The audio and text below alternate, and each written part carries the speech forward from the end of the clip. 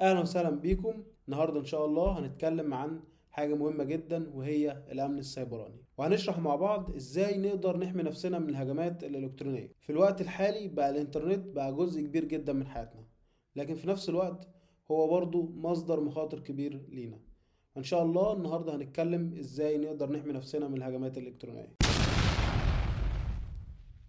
الأمن السيبراني ببساطة هو حماية الأنظمة الإلكترونية، زي الأنظمة الإلكترونية اللي موجودة على التليفون المحمول واللابتوب والمواقع الإلكترونية، بتحميها من الهجمات الإلكترونية. الهجمات دي بتكون وسيلة للوصول للبيانات الشخصية بتاعتك، زي البيانات الشخصية بتاعة البنك، أو حتى كلمات المرور بتاعتك، أو حتى تدمير النظام بتاعك بالكامل. الهاكر ده أول حاجة بيحاول يعملها إن هو يوصل للملفات الشخصية بتاعتك والمعلومات الشخصية بتاعتك، وأول طريقة هو بيستخدمها إن هو بيحاول يوصل عن طريق الرسائل النصية أو الرسائل الإلكترونية. بيبعت رسالة وهمية فيها لينك وهمي بيخليك إن أنت تدخل عليه تدخل الداتا الشخصية بتاعتك، فبالتالي كده دي أول طريقة هو بيحاول يسرق البيانات بتاعتك بيها. تاني طريقة هنتكلم عنها النهاردة وهي الفيروسات. طبعا الهاكر بيستخدم الفيروسات دي عشان يدمر الجهاز بتاعك ويخليه شبه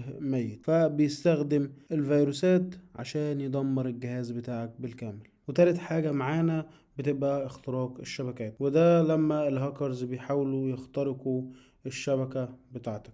ازاي تحمي نفسك من الهجمات الالكترونية؟ اول حاجة، لو جالك ايميل او رسالة نصية فيها روابط ما تفتحهاش نهائيا الا لما تتأكد من صحة الروابط دي، لان انت بمجرد دخولك على الرابط ده كفيل ان هو يخلي الجهاز بتاعك مخترق. تاني حاجة، بتعمل كلمات مرور قوية جدا. تالت حاجة، بتفعل حاجة اسمها تو فاكتور اوثنتيكيشن او المصادقة الثنائية. دي بتخليك كل مرة تيجي تدخل على الايميل الشخصي بتاعك تتأكد من الهوية الشخصية بتاعتك، وحتى لو حد قدر يعرف الباسورد بتاعك مش هيقدر يدخل إلا من خلال معرفتك الشخصية. الأمن السيبراني مش حاجة معقدة، لكن لازم نكون حريصين عشان نقدر نحمي نفسنا. لو اتبعت النصائح دي هتكون أكتر أمانا على الإنترنت. لو الفيديو ده عجبك ما تنساش تعمل لايك وسبسكرايب وتفعل زر الجرس عشان يوصلك كل جديد، وتشارك الفيديو مع أصحابك عشان الكل يكون في أمان. سلام.